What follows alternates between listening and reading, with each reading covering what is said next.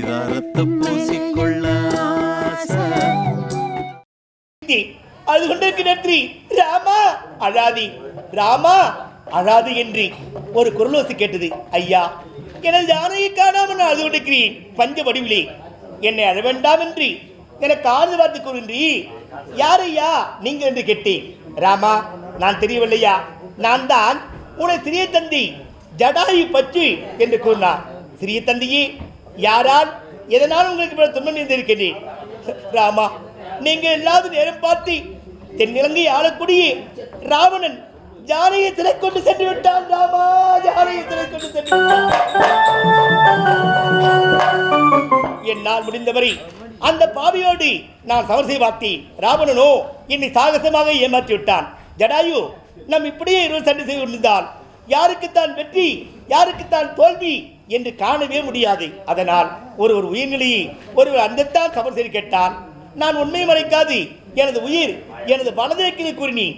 எனது வலதிரைக்கை வெட்டி வைத்துவிட்டு என் மருமகளாகிய ஜானகி தூக்கி சென்று விட்டான். ராமா, ஜானகி தூக்கி சென்று விட்டான். ஆனால் என் மருமகளாகிய ஜானகி, மாமா, என்னால் தானே உங்களுக்கு இப்படி நிலைமை இருந்தது. என் ரகுநாயகனை பார்த்து என் நிகழ்ச்சியை நீங்கள் அவரோடு கூறுவரை உங்கள் உயிர் போவாருக்கு என்று மாமா என்று எனக்கு வாக்களித்து சென்றால், சத்தி வாக்களித்து சென்றால். ஆனால் உன்னிடத்திலே கூறிவிட்டேன். ராமா, எனக்கு செய்ய வேண்டிய ஏமக்கடைகள் எல்லாம் நீங்கள் தான் செய்ய வேண்டும் கூறினார். நம்ம சிறிய தந்தை ஜடாய் பற்றி நம் தந்தை தயரத சக்கரவர்த்திக்கு ஈமக்கடைகள் செய்யாத பாவியை விட்டோம். நம் சிறிய தந்தையை ஜடாய் பற்றிக்கு சந்தன கட்டையால் அவரை உடலில் தகடு செய்தோம். அவர் இருக்கும் தருவா என்ன கூறினார்? ராமா, அருகே இருப்பதோ கிஷ்கிந்தா வனம். கிஷ்கிந்தா வனம் இருக்கிறது. அந்த வனத்தை தந்தால் யாராவது உதவி எடுக்கிறாமா என்று கூறினார். அவர் வார்த்தைப்படி கிஷ்கிந்தை நாடி வாலியை சம்மாரம் செய்து சுக்கரவனுக்கு அவர் விடு சுட்டிடும். அப்படி செய்தோம். என்னுடைய ஜானகியை அந்த பாவி ராவணன் மகன் இந்திரஜத்தை கொண்டு விட்டாராமே. ஜானகி, எப்போது பார்க்க போகிற ஜானகி? தம்பி, அண்ணா, என் ஜானகி அந்த இந்திரத்தை சாகடிக்கும் வரை இந்த விண்ணும் மண்ணும் பார்த்து கொண்டு சும்மா நந்தி கொஞ்ச நேரத்தில் இவர் என்ன செய்யுமா?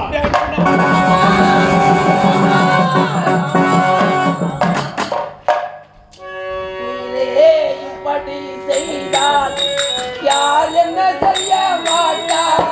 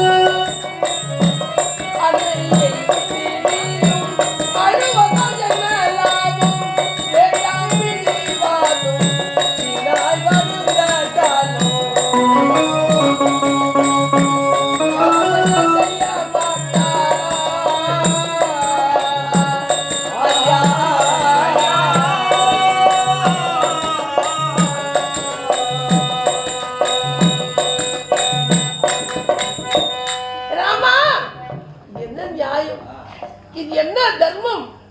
அனைத்தும் உணர்ந்தவர் நீங்கள். செய்ய வேண்டிய காரியம் நியாயமா? யோசித்து பார்த்தீர்களா?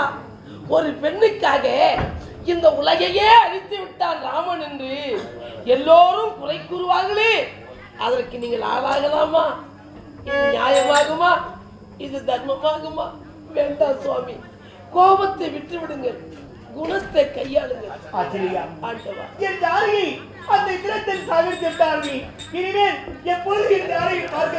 என் கண்ணால பார்த்தேன். அன்னை அடிக்கும் தருவாயில் நான் இருந்தேனே. வேண்டாம் வேண்டாம் வேண்டாம் என்று தடுத்தேனே, அவன் கேட்கவில்லையே. என் தாயை வெட்டும் தருவாயில் என் இரு கண்களால் பார்த்தேன். என் தாயானவள் துடித்தாள், அழுதாள், கதறினாள். ஐயோ வேண்டாண்டா விட்டுறான்னு சொன்னனே, அவன் கேட்கலையே. ஆண்டவா, தாய் மடிந்தார் என்று நான் உயிரோட வேண்டும் என்று துடித்தேன், அழுதேன், கதறினேன். அவ்வேளையில் ஓடி வந்தார் விபீஷணர். ஆஞ்சநேயா, மடிந்தது தாயா இருக்காது, இதில் ஏதோ ஒரு சூழ்ச்சி இருக்கே. நான் அசோகனை சென்று அன்னை இருக்கிறாரா என்று கண்டு வருகிறேன். அதுவரை தாங்கள் பொறுமையாக இருந்து வைத்தார். ஆழ்வார் வந்தார்.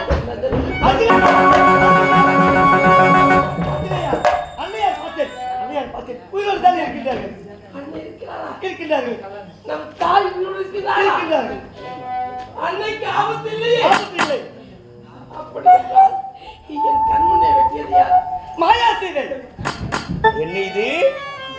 அன்னையார் போல் வரிவெடுத்து பார்த்தீங்களா சுவாமி?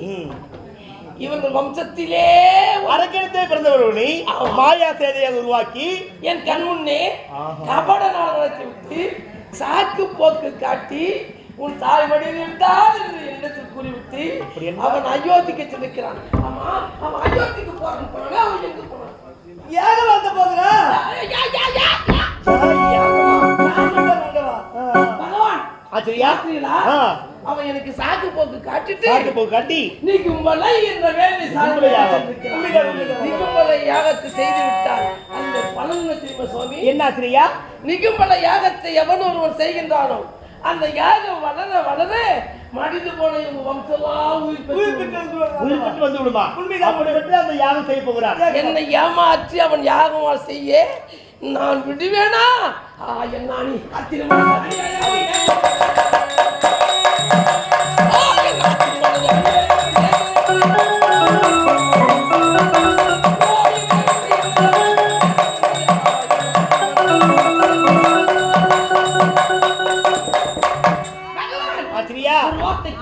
இப்பொழுது புறப்படுகிறேன்.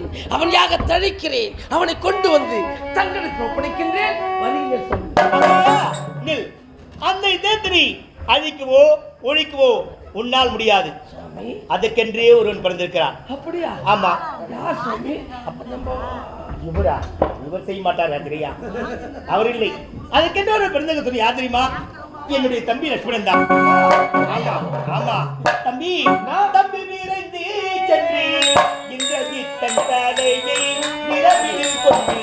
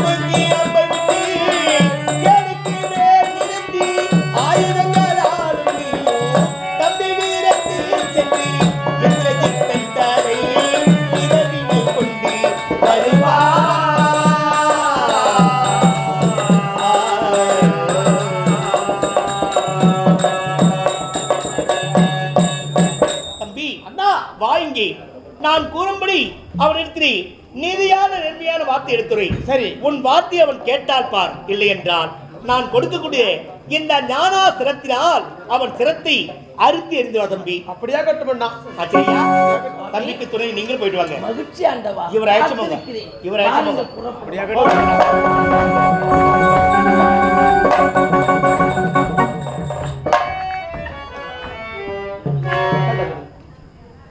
சேரும் சிறப்பான வாழ்ந்திருந்த எங்கள் இலங்கை மாநகரம் இன்று இந்த அளவிற்கு சீர்குலைந்து விட்டது. கடவுளே, சீர்குலைந்து விட்டது. இதற்கெல்லாம் காரணம் என்ன? மாற்றாமடியாக ஜானகிதேவியை கொண்டு வந்த அசோகவனத்திலே சிறை வைத்தார்கள் மாமன். அதனால் சினம் கொண்ட எதிரியின் படைகள் நாட்டிற்குள் புகுந்து நாட்டை சிறுக சிறுகரித்துக் கொண்டிருக்கிறார்கள். எங்கு பார்த்தாலும் இடம் குவியல் குவியலாக இருக்கிறது.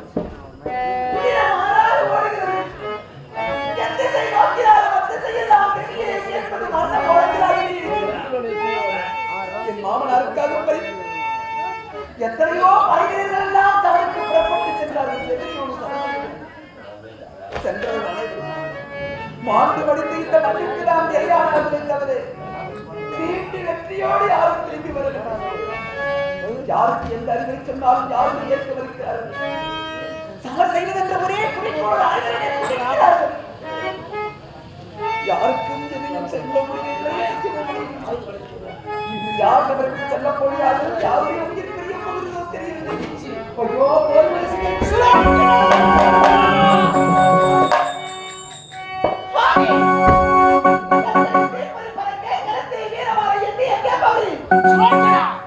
என்ன வார்த்தை கேட்டு விட்டாய் சுலோச்சனா? என்ன வார்த்தை கேட்டு விட்டாய்? எங்கே போய்கிட்டு கேட்கிறாய்? கேட்கலாமா இப்படிப்பட்ட வார்த்தை? எங்கு சென்று விட்டேன்? என்னுடைய தந்தைக்கு ஆபத்து வந்துவிட்டது. தனையனாக இருக்கக்கூடிய நான் பகைவர்களை பொந்தாடி வெற்றியிட்டேன் தருவதற்காக போர்கள். நீங்கள் போருக்கு போக போகிறீர்களா? பகைவரை சந்திக்க போகிறீர்களா? நீங்கள் போருக்கு போக வேண்டாம் சுவாமி. ஐயோ, என் மனதில் இருக்கும் மனக்கருத்தை உங்களுக்கு எப்படி சொல்லுவேன்? என் நிலைமையை உங்களுக்கு நான் எப்படி உணர்த்துவேன்? ஐயனா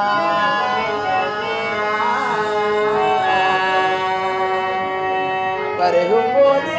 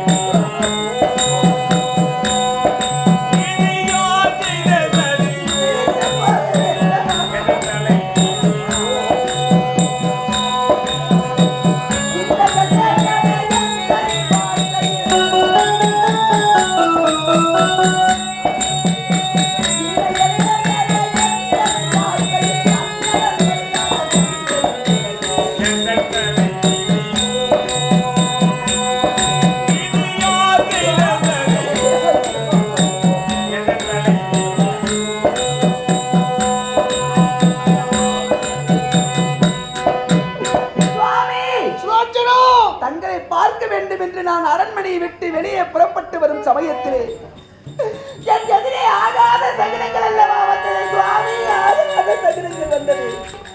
ஆகாயத்தில் பறந்து சென்ற காகமானது என் சிரசிலே வந்து அடித்து விட்டு சென்றது. கணவனை இழந்த மங்கையருத்தி கையிலே நெருப்பிடித்துக் கொண்டு என் எதிரே ஓடி வந்தார். ஒரு பெண்மணியானவள் தனிமையில் அமர்ந்து ஓவென்று ஒற்றை கோலோசையோடு அழுது கொண்டிருந்தாள்.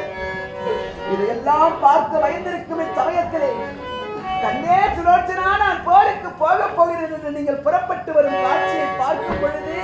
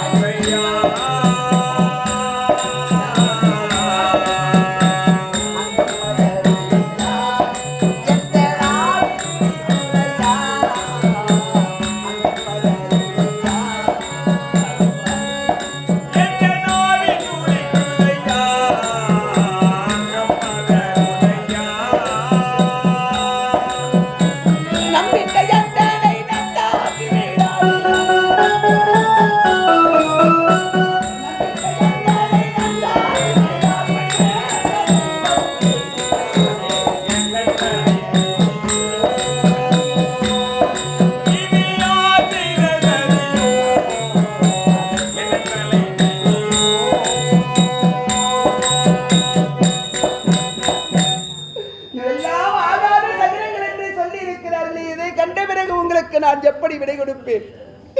என் வார்த்தையை கேளுங்கள். போருக்கு போக சுவாமி நில்லுங்க. சுலோச்சனா ஜன்னர படித்து எழுத்தர வாசித்தால பெண்மதி பேதை என்பது அளவில் கண்டு கொண்டேன். சுலோச்சனா அளவில் கண்டு கொண்டேன்.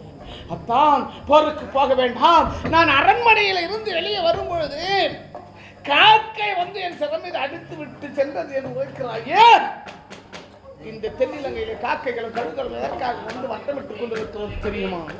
என் தந்தைக்காக பறிந்து சென்று படையோடு படையாக மாண்டு மடிந்து விட்டார்கள். அந்த பிணத்தின் கரிகளை கொட்டி தின்பதற்காக காக்கைகளும் கழுகுகளும் வட்டமிட்டுக் கொண்டிருக்கிறது.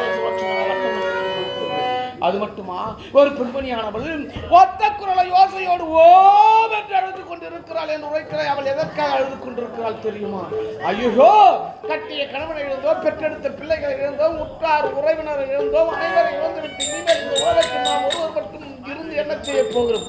இருப்பதா இறப்பதா என்று தெரியாமல் அழுது கொண்டிருக்கிறார்.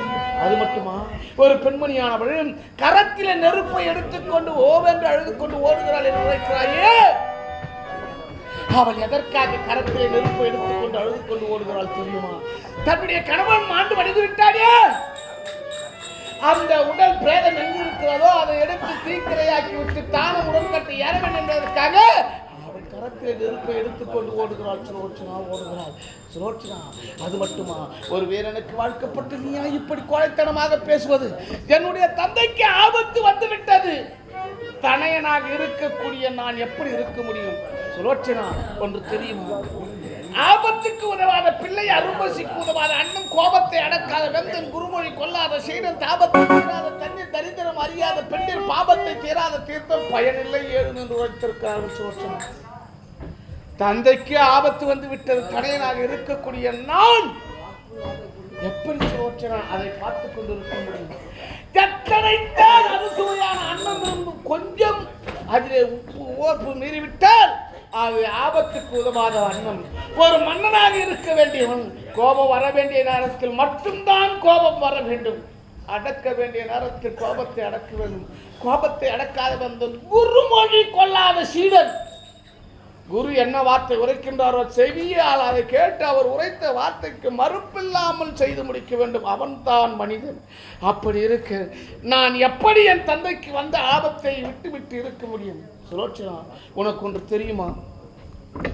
ஒரு தாய் தந்தைக்கு ஒரே பிள்ளை, 16 வயது நிறைந்தவன். அவன் திடீரென்று மரணம் அடைந்து விட்டான். மரணம் அடைந்த பிள்ளை எடுத்து வீதியிலே கடத்தி விட்டு உற்றார் உறவினர் சுற்றத்தார் அனைவரும் அங்கு அமர்ந்து அழுது கொண்டிருக்கிறார்கள். அப்படி அழுது கொண்டிருக்கும் போது ஒரு சன்னியாசி அங்கு வந்தார். வந்த சன்னியாசி சும்மா இல்லை, சிரித்தார்.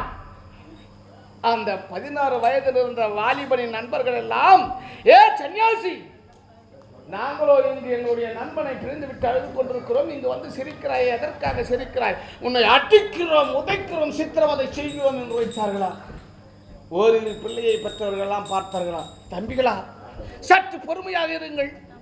அவர் எதற்காகத்தான் சிரித்தார் கேட்டுவிட்டு அதன் பிறகு அவரை அடிப்போம் உதைப்போம் என்றார்களா? அதைவிட வயதானவர்கள் எல்லாம் பார்த்தார்களா? தம்பிகளா, சற்று பொறுமையாக இருங்களே. ஒரு மகான் இங்கு வந்து சிரிக்கிறார் என்றால் காரணம் இல்லாமல் சிரிக்க மாட்டார். எதற்காகத்தான் சிரிக்கிறார் கேட்டுவிட்டு பிறகு எந்த முடிவும் எடுக்கலாம் என்று வைத்தார்களா? அனைவரும் ஒன்றாக சென்று சன்னியாசி அதிகாரம் என்று, ஐயா நாங்களும் இங்கு வருத்தத்தோடு அழுது கொண்டிருக்கிறோம், நீங்கள் சிரித்துக் கொண்டிருக்கின்ற காரணம் என்ன என்று கேட்டார்களா? அந்த சன்னியாசி அதற்கு உரைத்தாரா, இன்று இறந்த பிணத்துக்கு நாளைக்கு இறக்க போகும் பிணம் அழுது கொண்டிருக்கிறது. உண்மைத்தானே? ஒருவன் ஆண்டு மடிந்து விட்டான் என்று அங்கு அனைவரும் அமர்ந்து அழுது கொண்டிருக்கிறார்கள். அவனுக்கு மறுநாள் ஏன் மறு நிமிடமே இறப்பு என்பது காத்துக் கொண்டிருக்கும். அது யாராலும் தடுக்க முடியாது. ஆளெல்லாம் உரைத்தார்களாம், இன்று அழுதது பிணமாக கிடக்கிறது. இங்கு அமர்ந்து கொண்டு அழுது கொண்டு இருப்பவர்களுக்கு எப்பொழுது இறப்பு வரும் என்று தெரியாமல் திகைத்துக் கொண்டிருக்கின்றீர்களே, இறப்பு எப்பொழுது உணர்வு? அப்படி வரக்கூடிய இறப்பு என்னுடைய உயிர் என்னுடைய தந்தைக்காக போகிறது என்றால் அதை நினைத்து பெருமைப்படுகிறேன். சுலோச்சனா, நான் பெருமைப்படுகிறேன். நீ அதை நினைத்து வருத்தப்படாதே சுலோச்சனா. அது மட்டும் இன்னொன்று தெரியுமா?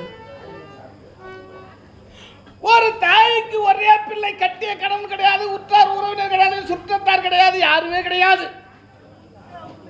அந்த நாட்டு மன்னன் ஒரு கட்டளை இட்டான். நாட்டு மன்னன் படையெடுத்து கொண்டு வருகிறான் நம் நாட்டின் மீது. வீட்டுக்கு ஒரு ஆள் படையை திரட்டு கொண்டு சமருக்கு போக வேண்டும் என்று வீட்டுக்கு ஒரு ஆள் திரளாக மக்கள் எல்லாம் சென்று கொண்டிருக்கிறார்கள். ஒரு தாய்க்கு ஒரே பிள்ளையாக இருக்கிறவன் ஓட்டோட்டமாக ஓடி வந்து, அம்மா நாட்டுக்கு ஆபத்து வந்து விட்டது, மன்னுடைய கட்டளை நான் சமருக்கு போகிறேன், விடை கொடுத்து அனுப்பு தாயே என்று கேட்டானாம்.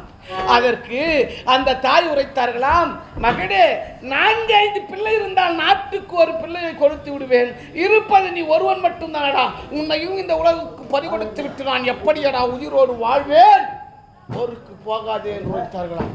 அதற்கு அந்த மகன் சொன்னானாம், அம்மா படையோடு படையாக சென்று அங்கு நான் 4 வரை மடித்து நானும் அதே இடத்தில் மரணம் அடைந்தால் எதிர்காலத்திலே என்னுடைய பேரை பொன் எழுத்துக்களால் பொறிக்கப்படும் அம்மா. அதை விட்டு பகைவனுக்காக பயந்து கோழைத்தனமாக நான் இங்கிருந்தால் இவனும் ஒரு மனிதனாய் என்று எதிர்காலத்தில் என்னை ஏளனமாக பேசுவார்கள் அம்மா, பேசுவார்கள் அம்மா. அது மட்டும் கிடையாது அம்மா, நான் செல்லப்போகிற எனக்கு விடை கொடுத்து அனுப்பு என்று கேட்க அந்த தாய் உரைத்தாள், மகனே சமருக்கு போ, ஆனால் ஒன்று என்ன தாயே என்று கேட்டான். சமருக்கு சென்று மார்பில் அடிபட்டு அதே இடத்தில் மரணம் அடைந்து விட்டால் சந்தோஷமாக ஏற்றுக்கொள்வேன், புறமுதியிலே அடிப்பட்டு என் முகத்திலே வந்து விழிக்காதே என்று உரைத்தாலாம் அந்த வீரத்தாய். அப்படிப்பட்ட தாய் பிறந்த மண்ணில் நீயும் பெண்ணாக பிறந்து சமருக்கு போக வேண்டாம் வேண்டாம் வேண்டாம் என்று உரைக்கிறாயே. சுவாமி, உங்கள் உள்ளத்தில் இருக்க வேதனை எனக்கும் புரிகிறது சுவாமி. நான் என்ன உணர்ச்சியற்ற மரக்கட்டையா? என் தந்தைக்கு ஆபத்து வந்து விட்டது, மகனாக பிறந்தவன் நான் சென்று தடுத்து நிறுத்தப் போகிறேன், காப்பாற்றப் போகிறேன் என்று தவியாய் தவிக்கிறீர்கள். இதே வீரத்தோடு விவேகத்தோடு நமது நாட்டிலிருந்து எத்தனை படை வீரர்கள் புறப்பட்டு சென்றார்கள். அத்தனை பேரில் ஒருவராது உயிராது வந்தார்களா? அது ஏன் உங்கள் தம்பிகளான என்னுடைய மைத்திரர் எல்லாம் மார்தட்டிக் கொண்டு சென்றார்களே, அனைவரும் ஆண்டு படித்தார்களே. நம்முடைய குலத்தின் பெருமையும் புகழையும் காப்பாற்றி இருப்பவர் நீங்கள் ஒருவர் தானே. உங்களையும் பறிகொடுத்து விட்டு இந்த பாடல் உலகத்தில் நாங்கள் என்ன செய்ய போகிறோம்? ஆகையால் தான் சொல்லுகிறேன், போகாதே போகாதே என் கனவா,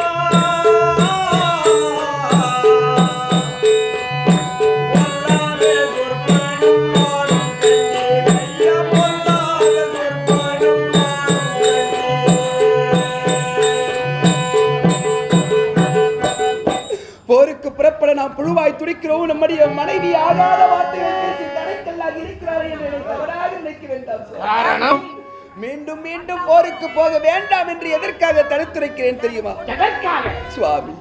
நான் எதை சொல்லுவேன்? அரண்மனையிலே அரைகுறை தூக்கத்தினான் என்று ஆகாத சொற்பனம் அல்லவா கண்டேன். படை வீரர்களை எல்லாம் திரட்டிக் கொண்டு நீங்கள் சபருக்கு செல்லுவதாகும். செல்லும் நேரத்தில் வீரர்கள் எல்லாம் வரிசை வரிசையாக சென்று கொண்டே இருக்கிறார்கள். நீங்கள் மட்டும் பாதையில் ஓரத்தில் தனியாக விழுந்து விடுவதாக நான் கனவு கண்டேன் சுவாமி. நமது கோட்டை மதில் சுவர் இடிந்து விழுவதாகும். நமது பட்டத்து யானை திடீரென்று மரணமடைவதாகும். நம் தோட்டத்தில் இருந்த வாழை மரங்கள் எல்லாம் வேரோடு சாய்ந்ததாக நான் கனவு கண்டேன் சுவாமி. உங்களுக்கு நான் அதிகம் சொல்ல தேவையில்லை. சின்னஞ்சிறு வயது முதல் சிரித்து சிரித்து விளையாடிய இந்த சிங்கார இலங்கையை சற்று கவனித்து பாருங்கள். இன்று என் நிலையில் இருக்கிறது என்று. நம் கோட்டையில் அது மட்டுமா, நம்முடைய அரண்மனையில் ஆந்தை அலறுகின்றதே. இத்தனை கொடுமைகள் இங்கே நடக்கிறது. அத்தனையும் கண்ட பிறகு நான் எப்படி கூட்டுவது வழி? என் வார்த்தை கேளுங்கள், போகாமல் நில்லுங்கள். சுலோச்சனா, கனவு கண்டேன் கனவு கண்டேன் கனவு கண்டேன் என்று உழைத்துக் கொண்டிருக்கிறாயே. கனவில் வருவதெல்லாம் நனவாக நடந்து விட்டால் இந்த நாட்டிலே நடப்பது ஒன்றும் கிடையாது சுலோச்சனா. கனவு வருகிறது என்று எப்படி நடக்குமோ, என்ன நடக்குமோ, ஏது நடக்குமோ என்று பயந்து கொண்டிருந்தார் அந்த மனிதர் எடுத்து வைக்கும் அடியெல்லாம் கோழத்தனமான அடியாக இருக்கும்.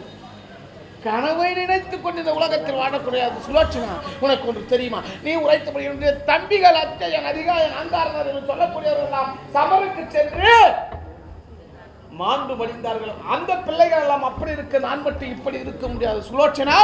அது மட்டும் ஆனா இன்னும் எப்படி தெரியுமா சுலோச்சனா? பிள்ளைதான் வயது மூத்தார் பிதாவின் சொற்புத்தி கேளான். கல்லினர் குழலால் நல்ல கணவனை கருதிப்பாரால் உள்ள நோய் பிணிகள் தீர்ந்தால் இந்த உலகத்தை பண்டிதரை தேடார். தெல்லற வித்தை கற்றோன் சீடனும் குருவை தேடான். ஆமா, பிள்ளை தந்தையின் தோலுக்கு சரியா வளர்ந்துட்டாவும் சின்ன வயசுல அப்பா சொல்ல எப்படி காப்பாற்றணும் அப்படி கடைசி வரைக்கும் காப்பாற்ற அந்த பிள்ளை என்னைக்குமே கடமாட்டான். கல்லினர் குழலால் நல்ல கணவனை கருதிப்பாரால் 10 ரூபாய் கணவன் சம்பாதிச்சு வந்து மனைவி கிட்ட கொடுத்தா 8 ரூபாய் செலவு பண்ணி 2 ரூபாய் வச்சுக்கணும். அந்த 10 ரூபாயை செலவு பண்ணிட்டு பக்கத்து வீட்டில் 2 ரூபாய் கடை வாங்கி செலவு பண்ண அந்த குடும்பம் கட்டுவது ஈடேறாது. தெல்லற வித்தை கற்றோன் சீடனும் குருவை தேடான். எத்தனை கல்வி கற்று கல்வி பயின்று கொண்டு இருந்து நீ பெரிய திறமசாலியாக இருந்தாலும் ஆதி காலத்தில் குரு வார்த்தையை நாம் எப்படி ஏற்று கற்றுக்கொள்ளும் அந்த குருவுக்கு கடைசி வரை மரியாதை கொடுக்க வேண்டும். அவன் தான் மனிதன். உள்ள நோய் பிணிகள் தீர்ந்தால் இந்த உலகத்தில் பண்டிதரை தேடார். இப்பொழுதுதான் எத்தனையோ அரசாங்க வைத்தியர்கள் எத்தனையோ டாக்டர் நாவிதர் என்று சொல்லக்கூடிய பண்டிதர் தான் வைத்தியர். ஆமா, அவரிடத்திலே உடம்பு நலமாகிவிட்டால் ஐயா நான் பணத்தை கொடுத்தா நீங்க எனக்கு உடம்பு சரி பண்ணுவீங்க. கணக்கு கிடையாது. எவ்வளவு பணம் கொடுத்தாலும் அது செலவாயிருக்கா, அவர் உன்னை காப்பாற்றி விட்டார் நோய் இருந்தா அதுதான் நினைச்சுப்பாங்க. அப்படி இருக்கு. அதை விட்டு வேண்டாம் வேண்டாம் வார்த்தை ஏற்க மாட்டேன் சுவாமி. இப்ப முடியுமா? முடியும். பெண்களாக பிறந்த ஒவ்வொருவரும் ஆண்களுக்கு சில நேரத்தில் சில அறிவுரைகள் எடுத்து சொல்லதான் முடியும். நான் இப்படிதான் செய்வேன் என்று பிடிவாதம் செய்தால் எதிர்வாதம் செய்ய முடியுமா? ஏதோ உங்கள் விருப்பத்திற்காக விடை கொடுக்கிறேன். விரைந்து சென்று வாருங்கள் சுவாமி.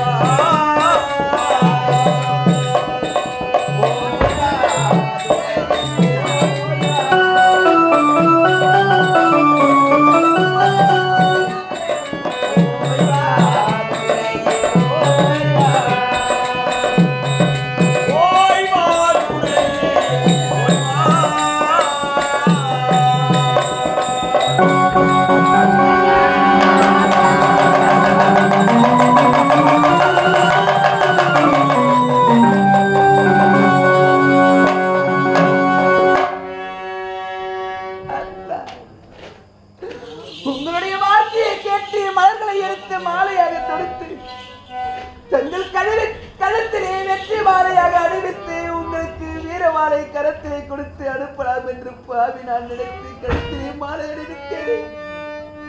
தங்கள் கழுத்திலே போட்ட மலர் மாலையானது தானாக இப்பொழுதுமா தெரியவில்லை நமக்கு ஆபத்து அருகே இருக்கிறது.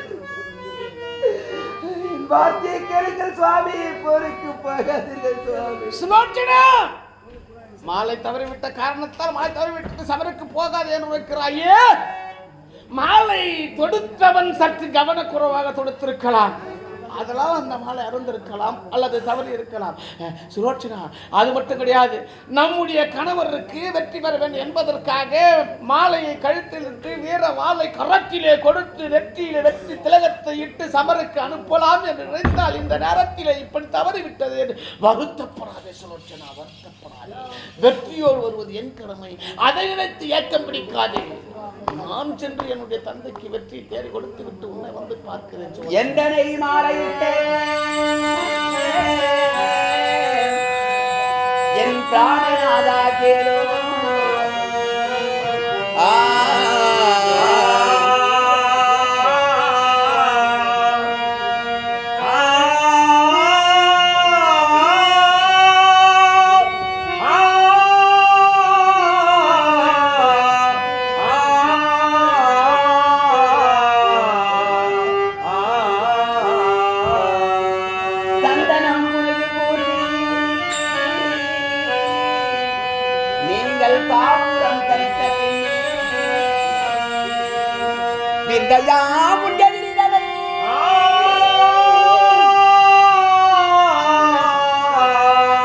நீங்கள் வியமுடனே ஜெயமே பெற்று சந்தையில்லாமல் சடுதியில் வருவாயே.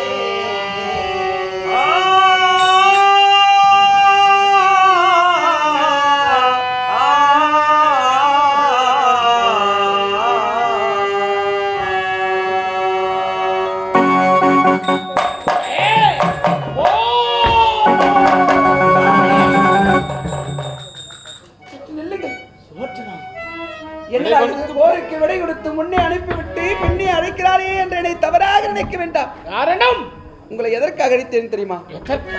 ஒரு சமயம் நான் அரண்மனையிலே அந்த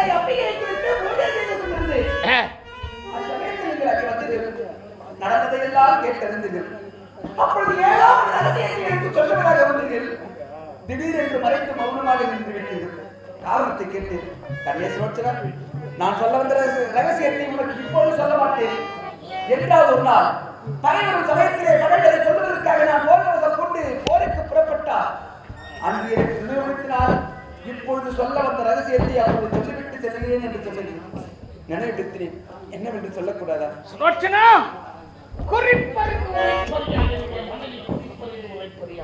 தக்க சமயத்தில் ஞாபகப்படுத்தி விட்டாய் சுலோச்சனா, தக்க சமயத்தில் ஞாபகப்படுத்தி விட்டாய். அது என்ன தெரியுமா? ஒரு நேரத்திலே என்னுடைய தந்தை ராமநேஸ்வரனோ திக்விஜயம் செய்து கொண்டிருந்தார். தந்தையோ திக்விஜயம் செய்து கொண்டிருக்கிறார். தமையனான நாம் ஏன் சும்மா இருக்க வேண்டும்? நாம் ஏதாவது வர்ற வலிமை பெற வேண்டும் என்பதற்காக நான் என்ன செய்தேன் தெரியுமா?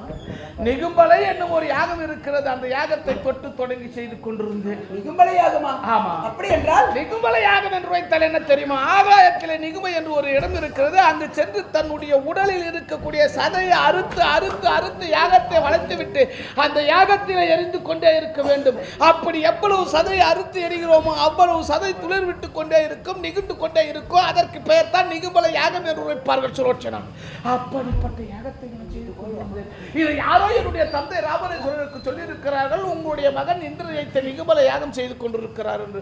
உடனே என்னுடைய தந்தை ஓட்டோட்டமாக ஓடி வந்து, மகனே, இந்த உலகத்தில் நமக்கு யாரடா எதிரி இருக்கிறார்கள்? எதற்காக உடல் வருத்தப்பட்டு இந்த யாகத்தை செய்து கொண்டிருக்கிறாய்? வேண்டாம், நிறுத்திவிடு என்று வைத்தார். அப்பொழுதெல்லாம் 4/3 பாகம் முடிந்து விட்டது. ஒரே பாகம் தான். அந்த ஒரே பாகம் முடிந்து விட்டால் நீங்கள் சொல்லுவதை போன்று நிகும்பலையாக முழுவதுமாக நிறைவேறிவிட்டால் யாகத்தின் மகிமை என்ன? அந்த ஒரு பாகம் நிகும்பலையாக முடிந்து விட்டால் யாகத்தின் மகிமை என்ன தெரியுமா? இதை பாட்டியா? மடிந்து போய் கிடக்கக்கூடிய நம்முடைய படைகள் எல்லாம் உயிர் பெற்று எழுந்துவிடும். அதன் பிறகு நம்மை கொல்லவோ வெல்லவோ இந்த உலகத்தில் ஒரு பயனால முடியாது சுலோச்சனா. நிகும்பலை யாகத்தின் மகிமை போர்க்களத்திலே மாண்டு கிடக்கும் நம்முடைய படை வீரர்களின் கை வேறு கால் வேறு தனித்தனியே சிதறி கிடந்தாலும் யாகம் முழுவதுமாக நிறைவேறிவிட்டால் அந்த கைகால்கள் எல்லாம் அவர்களுடைய உடல் உறுப்புகளோடு ஒன்றாக சேர்ந்து விடுமா. இதனுடைய மகிமை தெரியாமல் இந்நேரம் காலத்தை வீணாக்கினேன். விரைந்து சென்று யாகத்தை சம்பளம் செய்து முடித்து பகைவர் ஆபத்து வராமல் பத்திரமாக சென்று வருகிறோம். வெற்றியோடு சென்று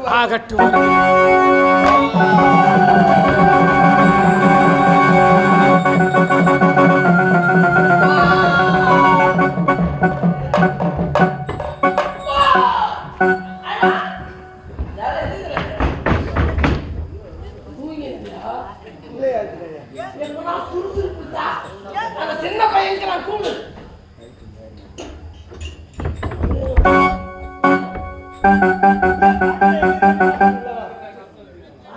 ஆமா கூப்பிடியா எப்படி கூப்பிடுவது எனக்கு தெரியாது. ஹரேராம் ஹரேராம் ஏன் கூப்பிடுவா தெரியாது. அடே நிறுத்து வாடா. ஆதி ஆடா கூப்பிடு ஆதி ஆடா ஓகே ஓகே நிறுத்து வா. யோ ஏன் மானத்தை வாங்கல. நீ தான் கூப்பிடுறியா பார்க்கலாம். யோ நீ தான் கூப்பிட்டு பாரு. நீ கொடுத்தா வைக்கணும். எப்படி இப்ப பாருயா. கொண்டு கொடு பார்க்கலாம் பார்க்கலாம். அடா நிறுத்து. அடா நிறுத்து. டேய் நிறுத்து வர பையலே எங்க ஓடின தடி பையலே.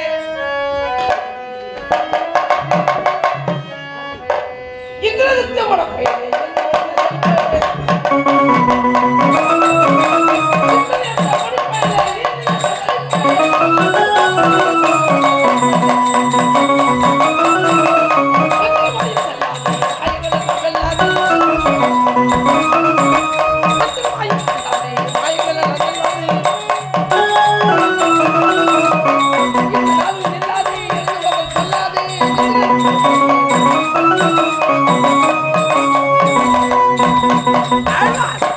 எமக்காக பயந்து ஆகாயத்தில் மேக மண்டலத்தில் மறைந்த அந்த யாகத்தை வளர்த்துகிறான்.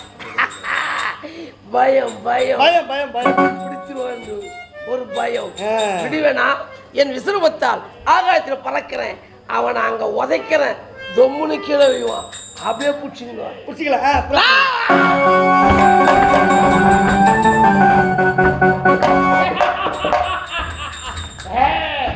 யாகத்துக்கு உண்டான பொருட்களை கொண்டு வர சொன்ன சீடர்களிடம் இன்னும் ஒருவர் கூட காணவில்லை.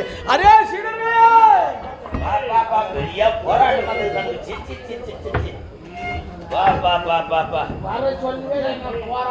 என்னங்க நீங்க வேற உடனே லோல் பட்டு நான் சாகு போட்டு விட்டு ஓடிடுறேன். நான் வரும்போது அதுதான் சாவு போறேன். சாவு நான் இங்க யாகம் வளர்க்க போறேன். யாகத்துக்கு உண்டான பொருட்கள் சேகரித்து போயிட்டேன். அதுக்காக உனக்கு என்னென்ன தெரியும்? நான் உள்ள வந்து இப்பதான் அந்த சாமான் போட்டு வரேன். அப்போ அங்க என்னென்ன பொருள் தேவை எல்லாம் பாஸ் பண்ணி வச்சிருக்கிறேன். அப்படியா? நான் யாகத்துக்கு சரி சரி. இந்த யாகத்தை என்ன செய்ய வேண்டும் சொல்லுங்க ஐயா. இந்த பூமியில யாகத்தை செய்தால் புல்லுருவிகள் கண்டுபிடித்து விடுவார்கள். அப்படியா? இந்த பூமாதேவி அவர்களுக்கு போய் தூதாக போய் சொல்லி விடுவார். இங்க செய்தால் பூமாதேவி சொல்லி விடுவான். அதனால பூமியில செய்யக்கூடாது. ஆகாயத்திலே யாகத்தை செய்தால் ஆகாயவாணி தூதாக சென்று அந்த தேவர்களுக்கு சொல்லி விடுவாள். ஆகாயவாணி சொல்லி விடுவா. அதனால பூமியில இல்லாம ஆகாயத்திலே இல்லாம இடைப்பட்ட இடத்திலே மேக மண்டலத்திலே மறைந்து இந்த யாகத்தை செய்ய வேண்டும். ஆகட்டும் ஐயா. யார் யார் என்னென்ன பொருள் கொண்டு வருகிறார்கள்?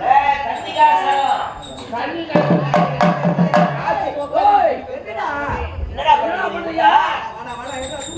ஒரு வேலைக்கு தேடி மாறுது.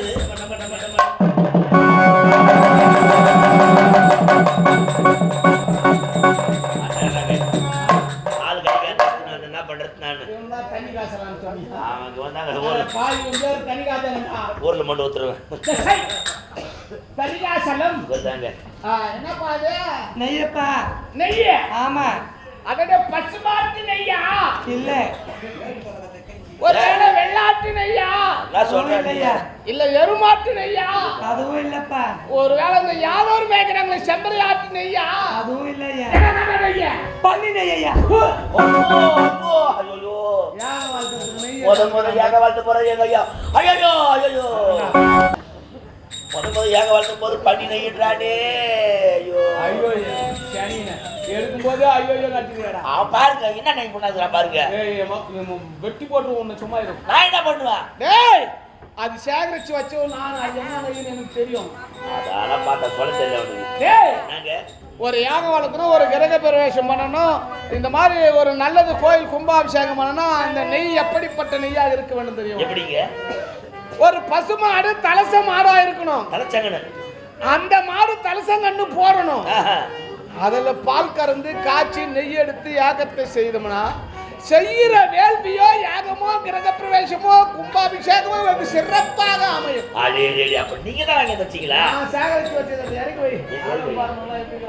வந்தாங்க எங்க நான் வைக்க போற கூட கொண்டாயிட்டு போவோம். நாங்க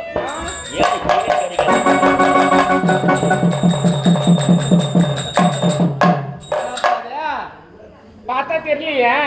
பார்த்தா தெரியாது. என்ன தெரியுமா?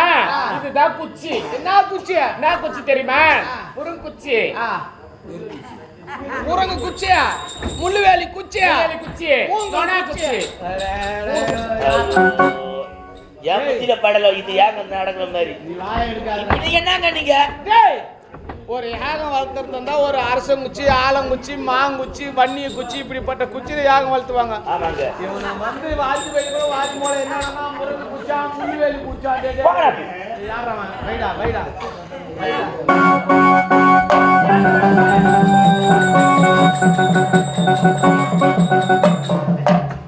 மோளை நல்லா வரலையாடா?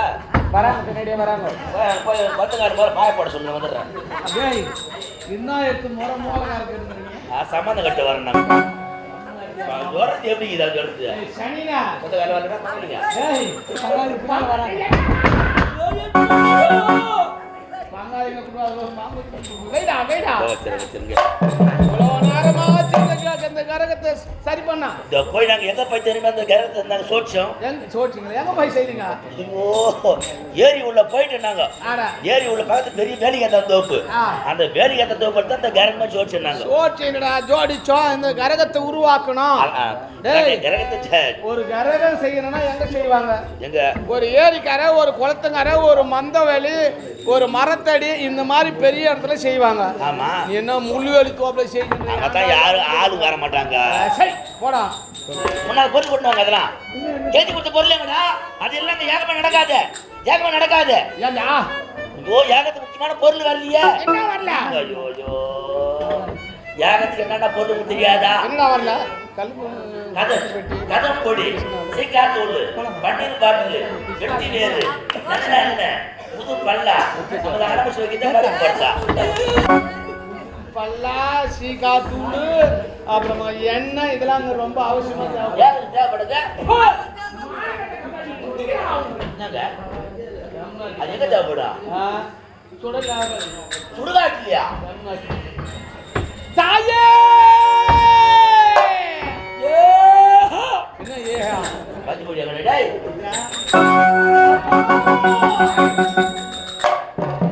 ஐலாண்ட கோடியே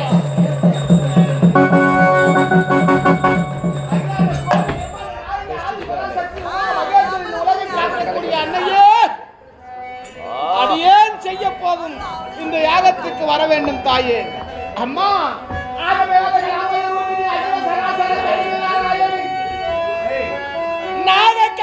ராஜமனோகரி காஞ்சி காமேஸ்வரி வித்யேஸ்வரி அம்மா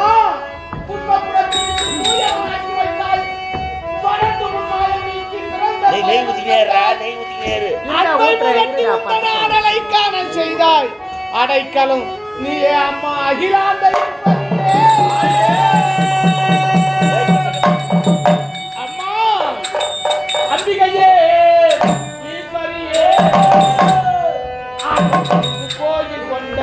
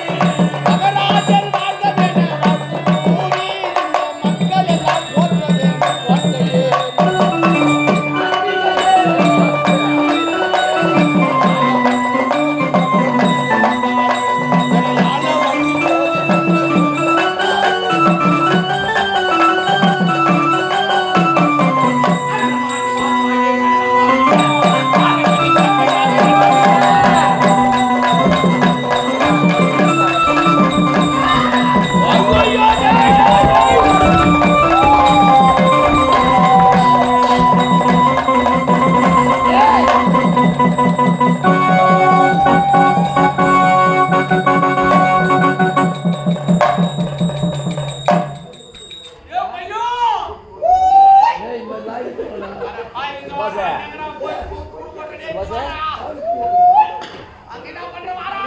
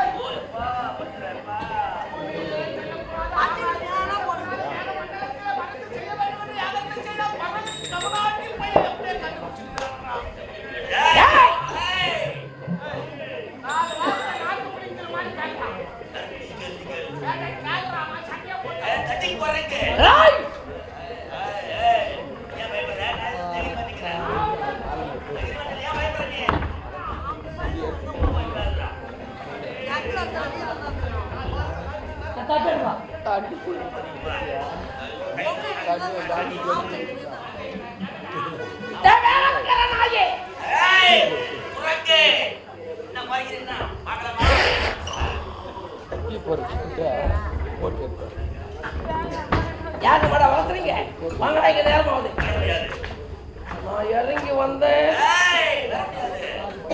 வர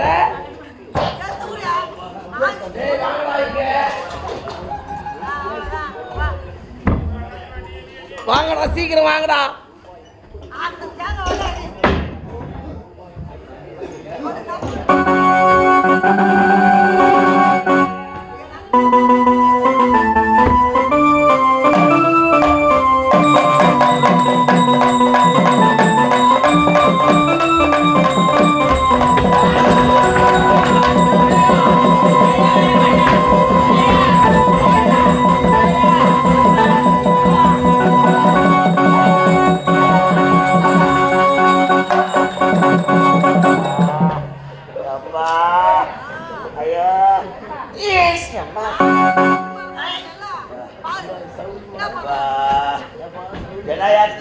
சைடு போய் வைக்குது சாகுரிமா கேக்குறான் பாரு அந்த ஆளு ஏதாவது கேக்குற சைடு போய் வச்சுக்க தலைக்கு மிளகா அடிக்குது அது சமான் சமான் சமான் சாமான் புத்தல சாமான் வா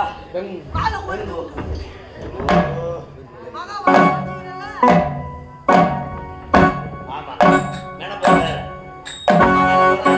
நல்ல வேடத்துக்கு மேடம் போட்டு விடுறாரு இதுல உன் மேடமா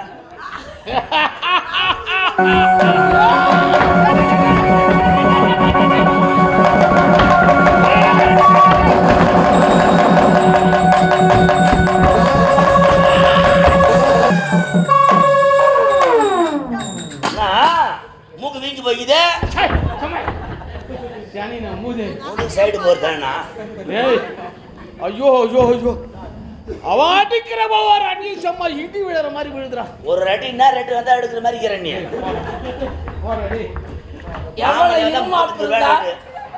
ஒரு மாயாசி இதை உருவாக்கி என் கண்பாகவே கபட நாடகம் நடத்தி விட்டு சாக்கு போக்கு காட்டி யாக வளர்த்து வந்திருப்பேன் நீ தடிபையா உன்னை இப்பவே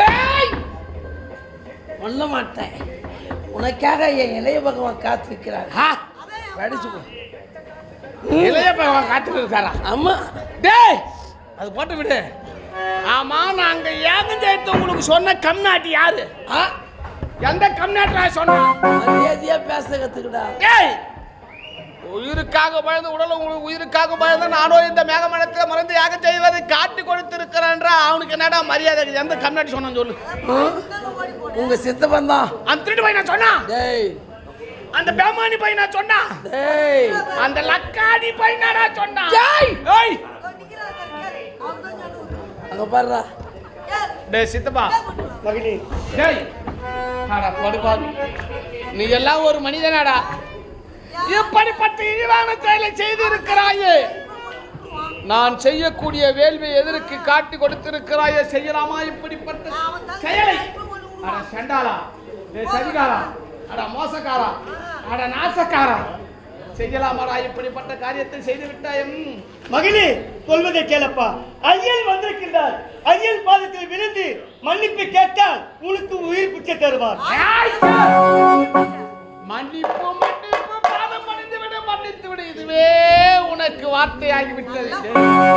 எனக்கு புத்திமதி நீ சொல்லாத. சொல்வதை கேளப்பா. தமிழ்நாட்டில் நாம 2 பேரும் சண்டை போட்டுக்கணும், பாக்குறவன் என்னடா சொல்லுவான்? காரி முய்யுவான். உன்னை யாரா கேட்டான்? நான் ஒதுங்கி நிக்கிறேன், போடுவோம். நான் ஒதுங்கி வாரமா நிக்கிறேன், நீங்க சண்டை போடுங்கடான்றான். இந்த உலகத்திலே எந்த சண்டை வேணாலும் போடலாம், பங்காளி சண்டை போடக்கூடாது. 1000 சம்பாதிச்சிடலாம், அரை பங்காளியே சம்பாதிக்க முடியாது. நீ எப்படி கஷ்டப்பட்டாலும் பங்காளி வரமாட்டான். இது முழுமை. அப்படி இருக்க நீ நானும் சண்டை போட்டுக்கணும். அவன் சிரிக்கிறான், ஓரம் சண்டை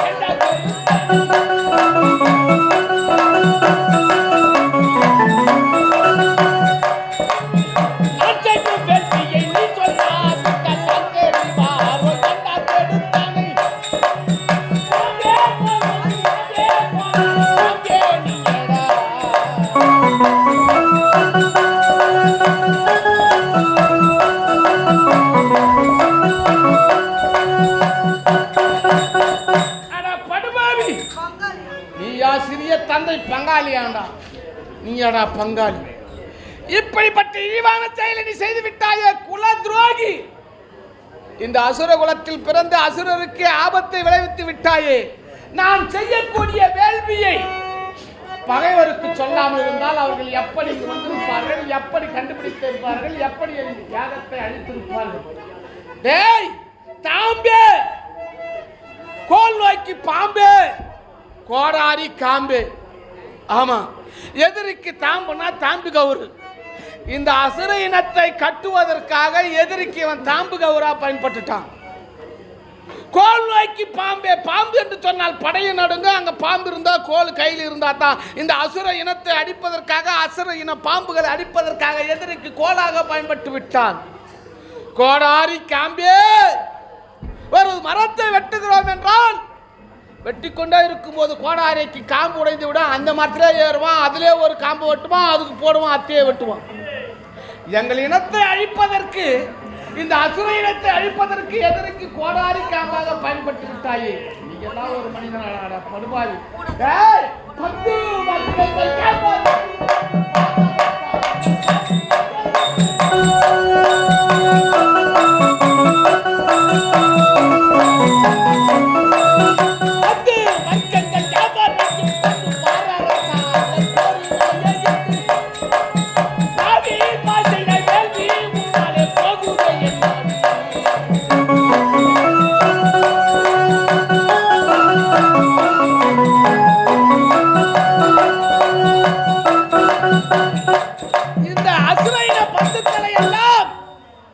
கொல்வதற்காக, இந்த அசுர வர்க்கத்தை கொல்வதற்காக, இந்த நாட்டின் இந்த பாரரசால் இந்த நாட்டை அரசாள்வதற்காக, இந்த நாட்டின் மீது கொண்ட ஆசை, இதற்காகத்தான் இப்படிப்பட்ட இழிவான செயலை செய்தான். இந்த நாட்டுக்கு ஆசைப்பட்டுத்தான் இந்த அசுர இன பந்துக்களை அவர்களுக்கு காட்டி கொடுத்து விட்டான்.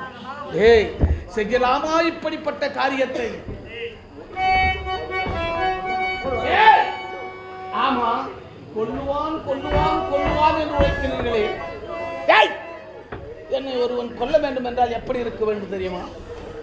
14 வருடம் உண்ணாமல் உறங்காமல் இருக்க வேண்டும். அப்படிப்பட்ட ஒருவன் தான் என்னை கொல்ல முடியும். இந்த காலத்தில் எப்படி எவன்டாகிறான் 14 வருஷம் இளைய பகவான்.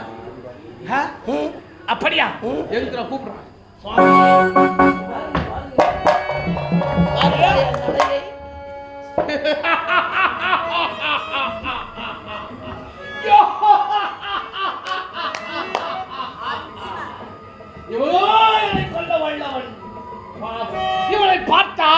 குழந்தை போல் காட்சி அளிக்கிறார் என் கண் முன்னே.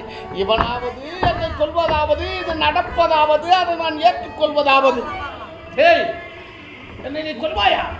அது என்னால் முடியுமா? மகனே, கொள்வதை கேளப்பா, உன்னை கெட்டு போவதில்லை. டேய். அகில் பாதத்தில் விழுந்தால் உனக்கு உயிர் பிச்சை.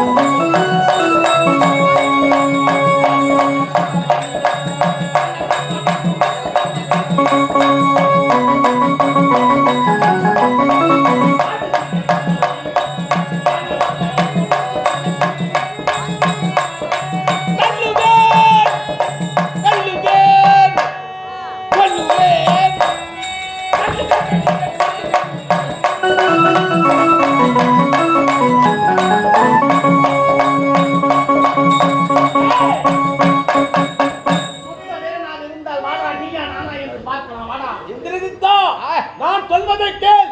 என் பாதத்தில் மீது மன்னிப்பு தருகின்றேன். பாதத்தில் படிவதா? நானா?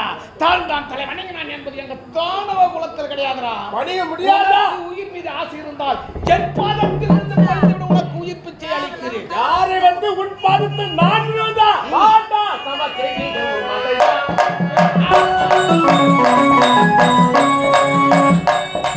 வாடா சம செய்திட மதையா. கட கட மதையிட எத்தலா.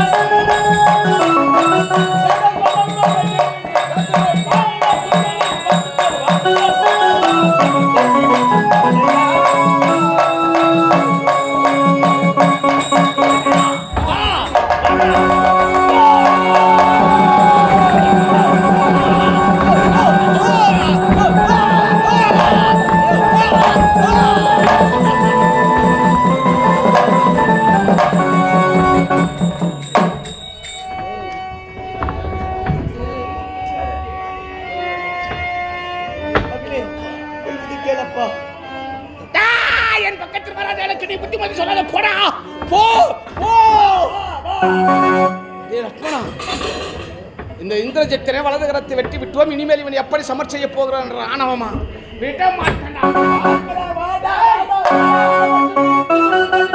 மதையாதுகள் இந்த சரியே.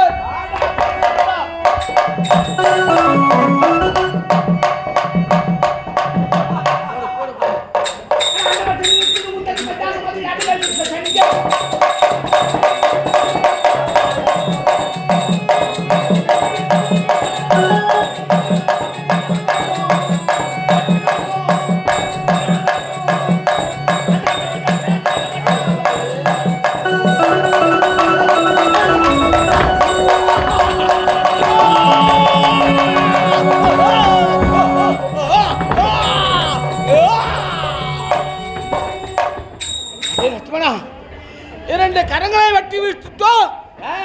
இனிமேல் இவன் எப்படி உயிர் வாழ போகிறான், எப்படி சமர் செய்ய போகிறான் நினைக்கிறேன். உண்மைதான்.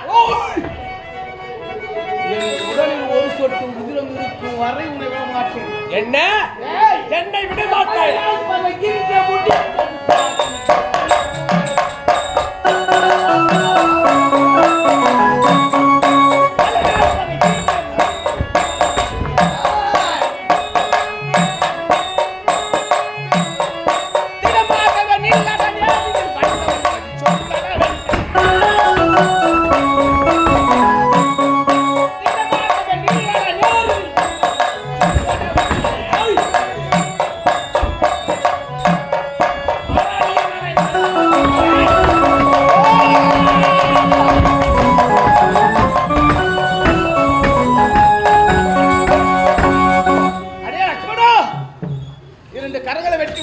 விட்டோம் ஒரு காலை வெட்டி வைத்து விட்டோம். இனிமேல் இவன் எப்படி உயிர் வாழப் போகிறான்? நம்ம விட்டு விடுவாங்க, விட மாட்டேன். ஆனா ஊழல் இரண்டு